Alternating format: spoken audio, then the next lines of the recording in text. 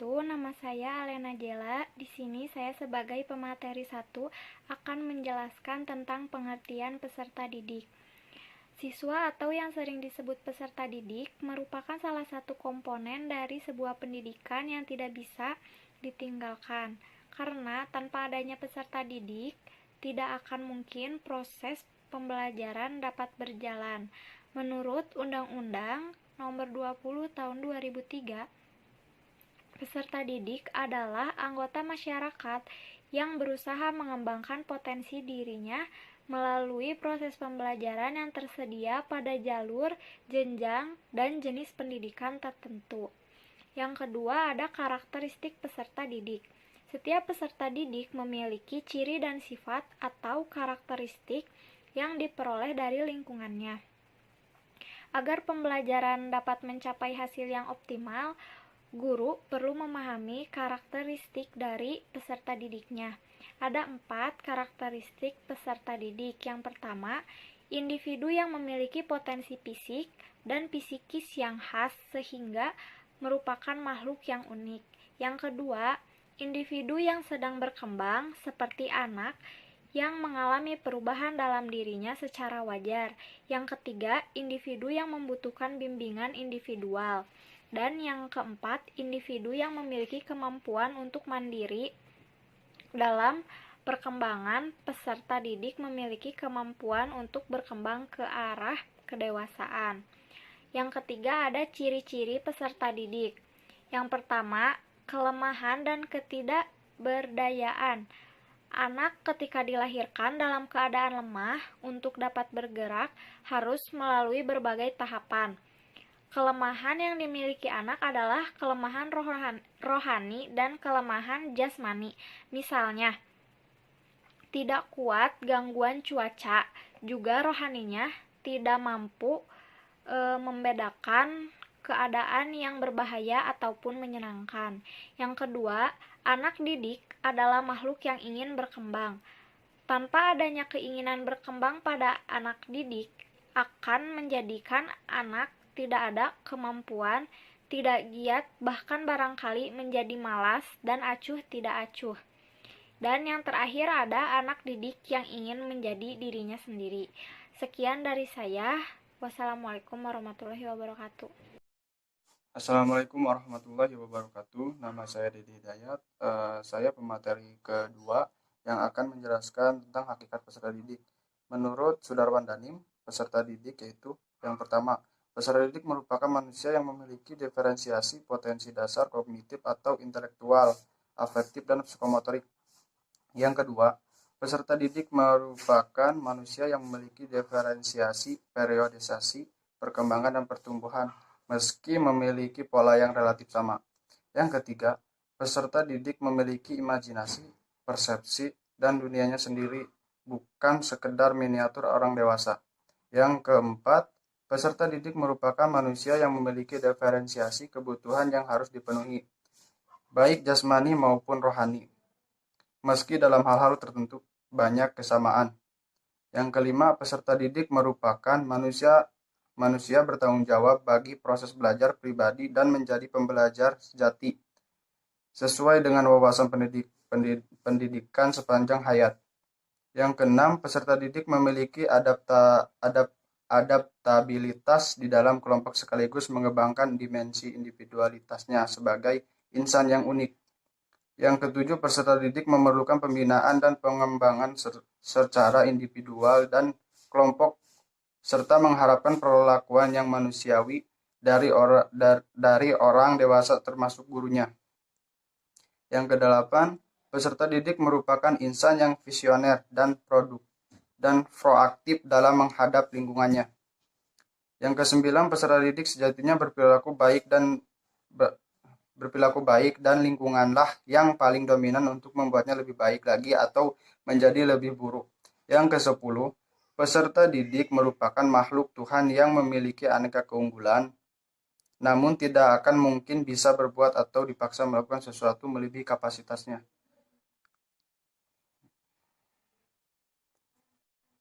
Untuk materi yang kedua, saya akan menjelaskan jenis-jenis perkembangan peserta didik. Yang pertama, perkembangan motorik.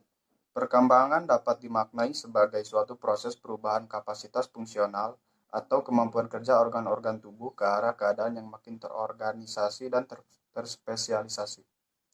Perkembangan terjadi dalam bentuk perubahan kualitatif, kuantitatif, atau kedua-duanya secara serempak.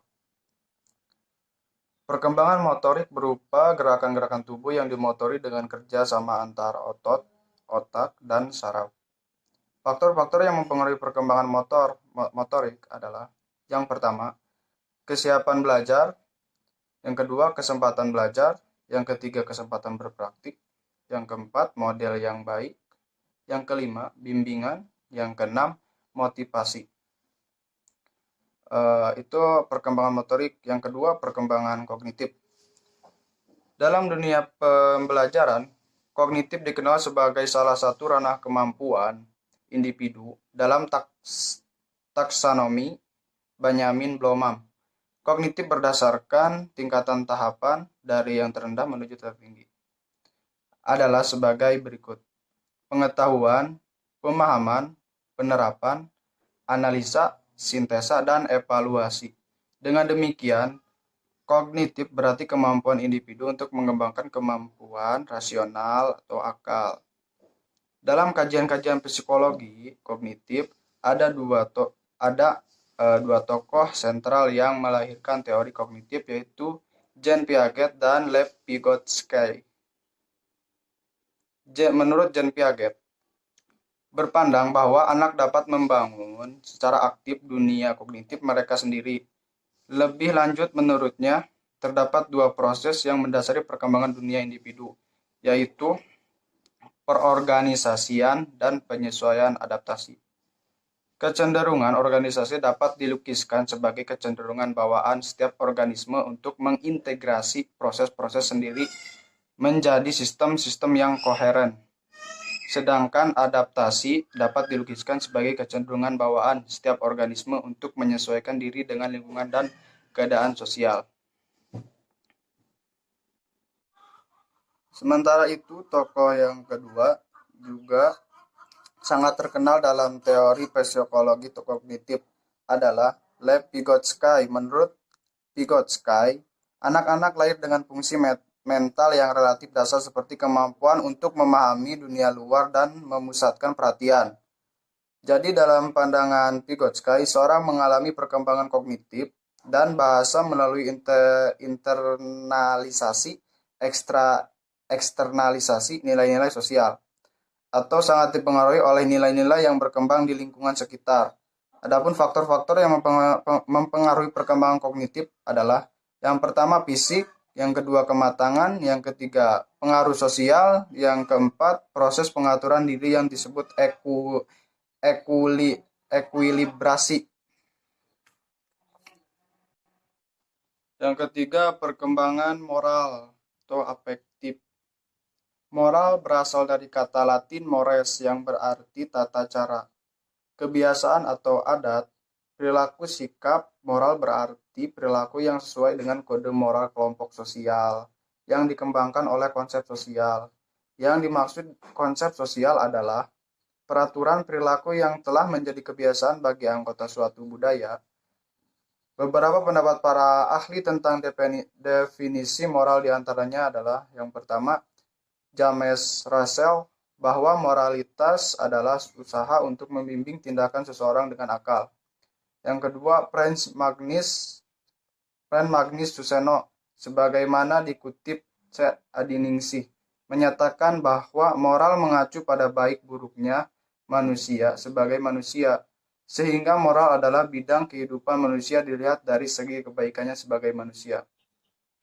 Adapun faktor-faktor yang mempengaruhi perkembangan atau pembentukan moral adalah: yang pertama, harmonisasi hubungan antara orang tua dan anak. Yang kedua, penggambaran model-model atau figur-figur yang menjadikan anak ingin meniru. Yang ketiga, tingkat penalaran. Seseorang sangat berpengaruh terhadap perkembangan anak.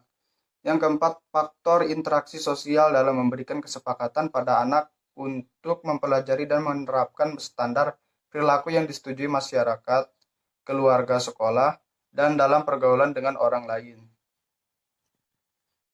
Baik, tadi saya sudah menjelaskan tentang jenis-jenis perkembangan peserta didik. Selanjutnya saya akan menjelaskan sistem pengelolaan peserta didik.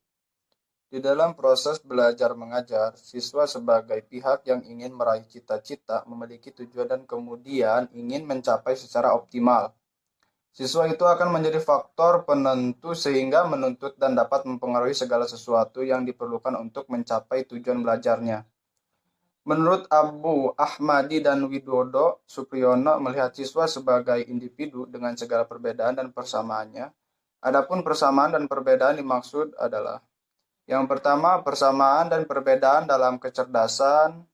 Yang kedua, persamaan dan perbedaan dalam kecakapan. Yang ketiga, persamaan dan perbedaan dalam hasil belajar. Yang keempat, persamaan dan perbedaan dalam bakat. Yang kelima, persamaan dan perbedaan dalam sikap. Yang keenam, persamaan dan perbedaan dalam kebiasaan. Yang ketujuh, persamaan dan perbedaan dalam pengetahuan atau pengalaman. Yang kedelapan, persamaan dan perbedaan dalam ciri-ciri jasmaniah. Yang kesembilan, persamaan dan perbedaan dalam minat. Yang ke-10, persamaan dan perbedaan dalam cita-cita.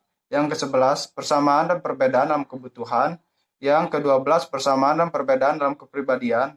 Yang ke-13, persamaan dan perbedaan dalam pola-pola dan tempo perkembangan. Yang ke-14, persamaan dan perbedaan dalam latar belakang lingkungannya. 2. Dalam mengembangkan keterampilan mengelola siswa. Dalam suatu kelas atau ruangan, seorang guru sebenarnya mempunyai dua permasalahan pokok, yaitu pengajaran dan manajemen, di mana keduanya mempunyai penanganan sendiri. Pengajaran harus diatasi dengan cara pengajaran yang baik, sedangkan manajemen dengan cara pengelolaan. Aspek yang paling penting dalam proses belajar mengajar yaitu pengelolaan kelas, di mana pengelolaan tersebut merupakan proses terjadinya tingkah laku yang kompleks dari seorang guru menggunakannya untuk menciptakan dan mempertahankan kondisi kelas secara efisien dan memungkinkan siswa dapat belajar dengan nyaman. Jadi, setiap guru, baik itu guru kelas maupun guru bidang studi, secara langsung pasti terlibat dalam kegiatan pengelolaan, lebih tepatnya dalam pengelolaan kelas. Hal ini berkaitan dengan kemampuan seseorang guru dalam mengambil inisiatif dan mengendalikan pelajaran. Tujuannya adalah agar proses pembelajaran itu sendiri dapat berjalan efektif dan efisien sehingga kompetensi yang diharapkan mampu dikuasai oleh siswa dan dapat tercapai. Dan yang ketiga, istilah peserta didik. Peserta didik adalah umat manusia yang diakui haknya sebagai individu dan mempunyai tanggung jawab sosial. Dengan demikian, peserta didik dikatakan sebagai anak manusia yang tengah berkembang dengan pertolongan pendidikan dalam Undang-Undang Nomor 20 Tahun 2003 tentang Sistem Pendidikan Nasional. Peserta didik adalah anggota masyarakat yang berusaha mengembangkan potensi diri melalui proses pembelajaran yang tersedia pada jalur, jenjang, dan jenis pendidikan tertentu. Perkenalkan, nama saya Ulanisa Hoeriah, NPM 1950606146. Di sini saya sebagai pemateri keempat akan menjelaskan tentang perkembangan anak didik. Perkembangan diartikan sebagai perubahan-perubahan yang dialami oleh individu atau organisme menuju tingkat kedewasaannya yang berlangsung secara sistematis, progresif, dan berkesinambungan baik fisik maupun psikis. Nah, sebagai seorang guru, sangat perlu memahami perkembangan peserta didik. Perkembangan peserta didik meliputi perkembangan fisik, perkembangan emosional, dan bermuara pada perkembangan intelektual. 1. Perkembangan fisik peserta didik. Anak-anak masuk kelas 1 SD atau MI berada dalam periode peralihan dari pertumbuhan cepat anak-anak awal ke suatu fase pertumbuhan yang lebih lambat. Ukuran tubuh anak relatif kecil perubahannya selama di SD. Pada usia 9 tahun, tinggi dan berat badan laki-laki dan perempuan kurang lebih sama. Sebelum usia 9 tahun, anak perempuan relatif sedikit lebih pendek dan lebih langsing dari anak laki-laki. Perkembangan fisik selama remaja dimulai dari masa pubertas. Pada masa ini terjadi perubahan fisiologis yang mengubah manusia yang belum mampu bereproduksi menjadi mampu bereproduksi.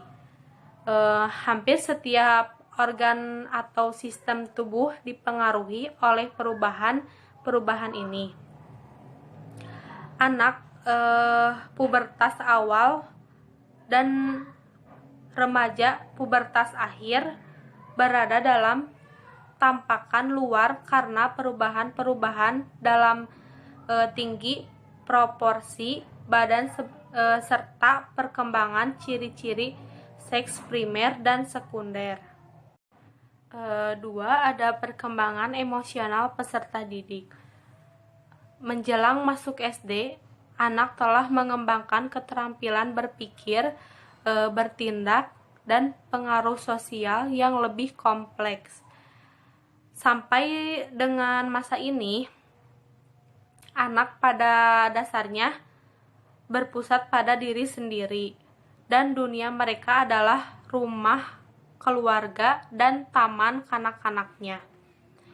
Salah satu tanda mulai munculnya perkembangan identitas remaja adalah reflektivitas, yaitu kecenderungan untuk berpikir tentang apa yang sedang berkecamuk dalam benak mereka sendiri dan mengkaji diri sendiri.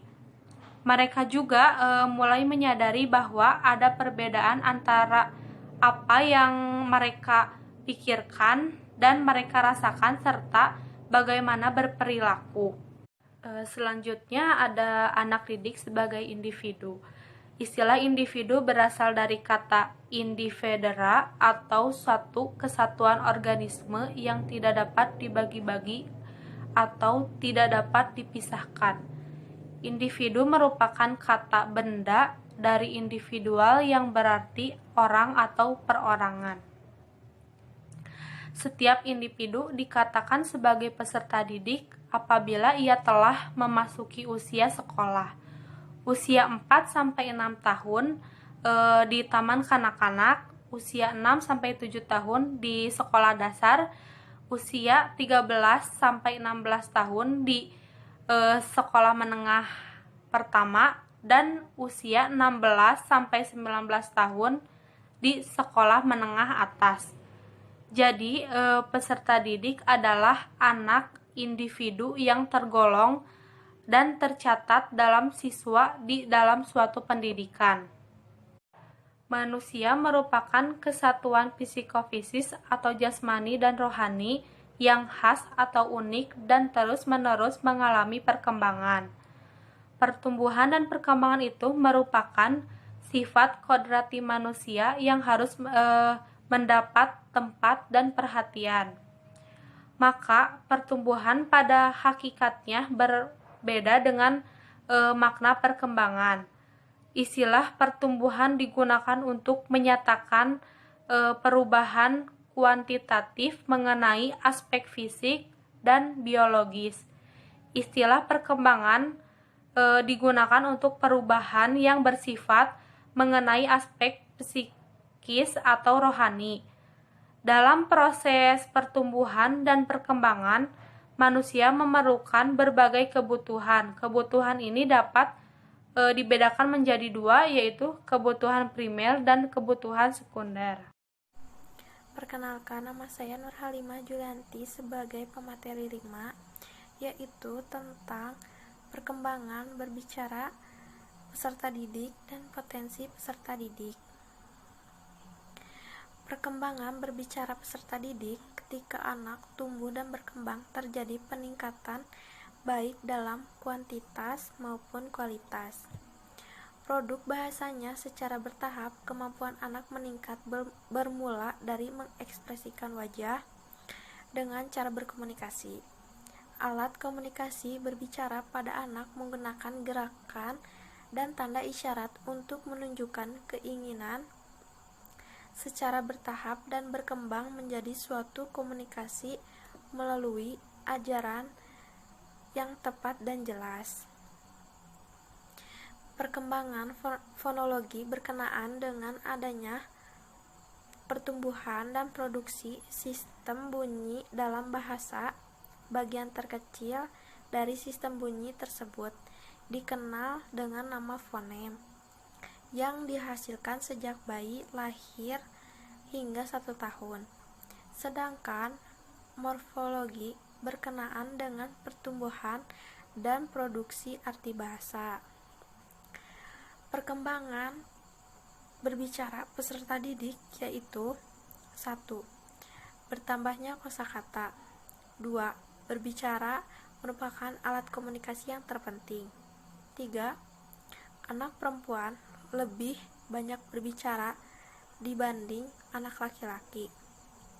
Yang keempat, anak belajar bagaimana berbicara dengan baik, berkomunikasi dengan orang lain. Potensi peserta didik. Potensi adalah kesanggupan, daya, kemampuan untuk lebih berkembang. Potensi peserta didik adalah kapasitas atau kemampuan dan karakteristik sifat individu yang berhubungan dengan sumber daya manusia yang memiliki kemungkinan dikembangkan dan atau menunjang pengembangan potensi yang terdapat dalam diri peserta didik. Berbagai pengertian ini menegaskan bahwa setiap peserta didik memiliki kesanggupan daya dan mampu berkembang. Artinya, tidak boleh vonis kepada peserta didik tertentu bahwa ia tidak sanggup, berdaya, dan tidak mampu berkembang. Pada dasarnya, setiap peserta didik mempunyai potensi baik fisik, intelektual, kepribadian, minat, moral, maupun religi. Potensi fisik. Potensi fisik tidak hanya mengacu pada kondisi kesehatan fisik dan keberfungsian anggota tubuh, tetapi juga berhubungan dengan proporsi pertumbuhan dan perkembangan fisik, perkembangan dan keterampilan psikomotorik. Potensi kepribadian mengacu pada kemampuan mengelola emosi, mengembangkan dan menjaga motivasi belajar, memimpin, beradaptasi, berinteraksi, berkomunikasi, responsibilitas, orientasi nilai, moral dan religi, sikap dan kebiasaan. Potensi intelektual. Potensi intelektual sudah pasti berhubungan dengan kecerdasan, yaitu prestasi akademik, kecerdasan umum, kemampuan khusus atau bakat, dan kreativitas. Pada dasarnya, setiap peserta didik mempunyai potensi baik fisik, intelektual, kepribadian, minat, moral, maupun religi. Potensi fisik. Potensi fisik tidak hanya mengacu pada kondisi kesehatan fisik dan keberfungsian anggota tubuh, tetapi juga berhubungan dengan proporsi pertumbuhan dan perkembangan fisik, perkembangan dan keterampilan psikomotorik. Potensi kepribadian mengacu pada kemampuan mengelola emosi, mengembangkan dan menjaga motivasi belajar, memimpin, beradaptasi, berinteraksi, berkomunikasi, responsibilitas, orientasi nilai, moral.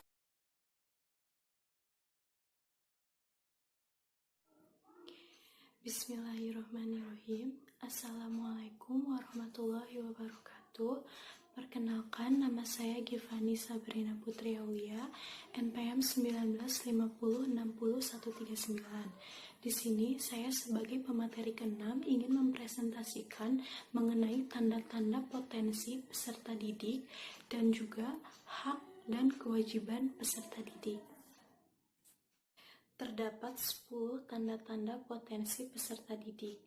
Yang pertama, memiliki ingatan yang kuat. Seperti halnya, jika seorang peserta didik mampu mengingat letak suatu benda tempat-tempat penyimpanan, lokasi-lokasi, waktu suatu peristiwa, dan sebagainya. Ini menunjukkan bahwa peserta didik tersebut memiliki ingatan yang kuat. Yang kedua, mempunyai logika dan keterampilan analisis yang kuat, ditandai dengan kesanggupan membuat kesimpulan, menghubung-hubungkan, dan sebagainya. Yang ketiga, berpikir abstrak, yaitu membayangkan sesuatu yang tidak tampak, mampu berimajinasi. Contohnya, membayangkan keadaan di bulan atau tempat yang belum pernah dikunjunginya. Yang keempat, mampu membaca tata letak atau ruang, yaitu menguasai rute jalan, kemana harus berbelok, menyebutkan bentuk ruang. Yang kelima, mempunyai keterampilan mekanis. Yang keenam, menyukai musik dan seni. Yang ketujuh, luwes dalam gerak tubuh.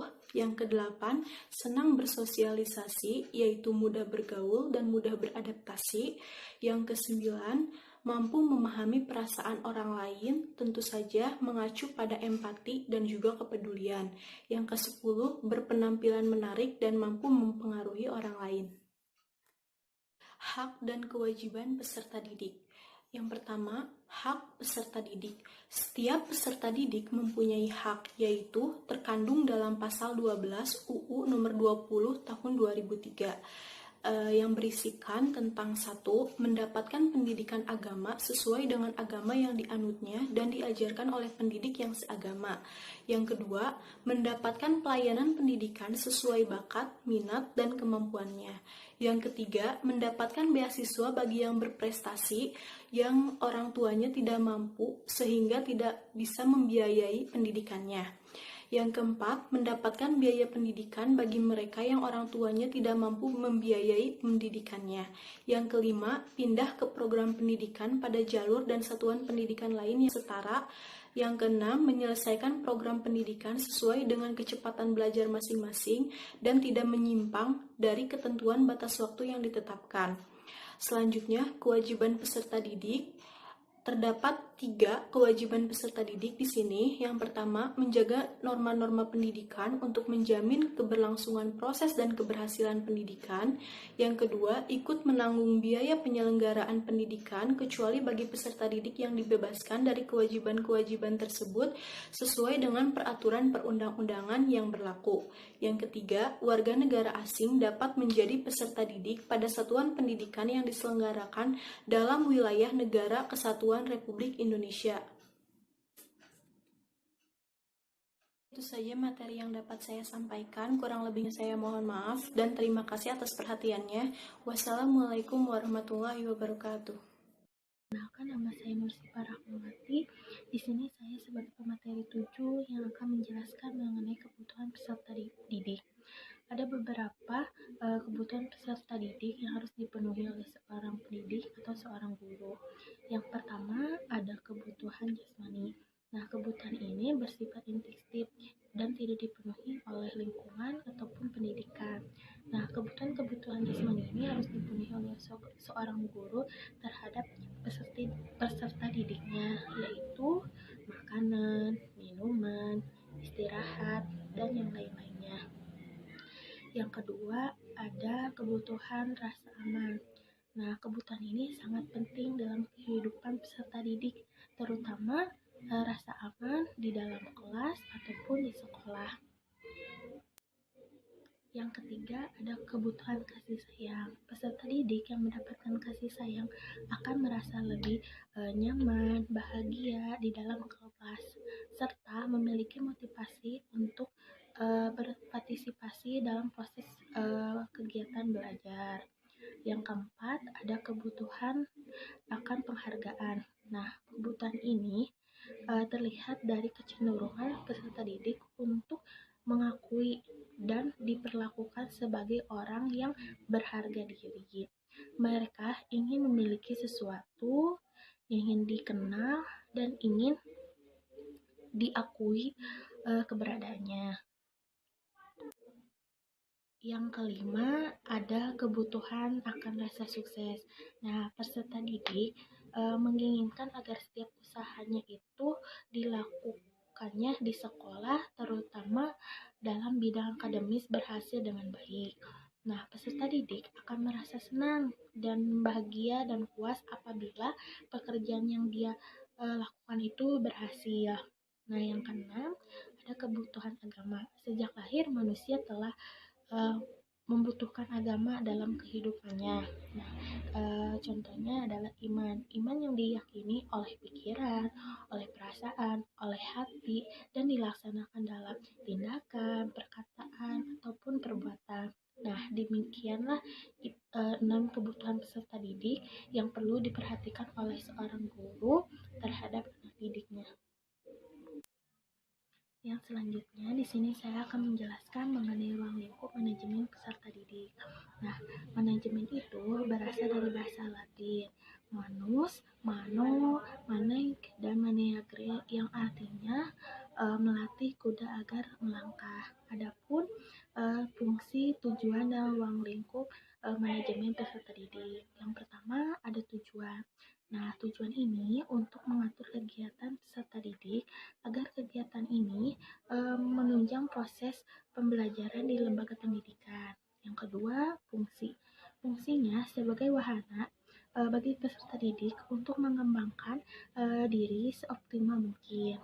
Yang ketiga, ada ruang lingkup manajemen peserta didik yang meliputi pertama, analisis kebutuhan peserta didik, yang kedua rekrutmen peserta didik, yang ketiga seleksi, yang keempat orientasi, yang kelima penempatan peserta didik, yang keenam pembinaan dan pengembangan peserta didik, yang ketujuh pencatatan dan pelaporan, yang kedelapan ada kelulusan dan alumni.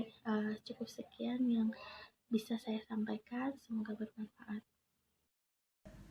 Saya pemateri ke-8 akan membahas tentang etika peserta didik dan faktor-faktor yang mempengaruhi potensi peserta didik. Nah, saya akan membahas tentang etika peserta didik. Gak mungkin dong setiap peserta didik gak memiliki etika di sekolah. Nah, di sini etika diperlukan. Pertama, memiliki kemampuan yang kuat untuk mencari dan menuntut ilmu di berbagai tempat. Kedua, setiap peserta didik wajib menghormati pendidiknya. Dan yang ketiga, peserta didik hendaknya belajar bersungguh-sungguh.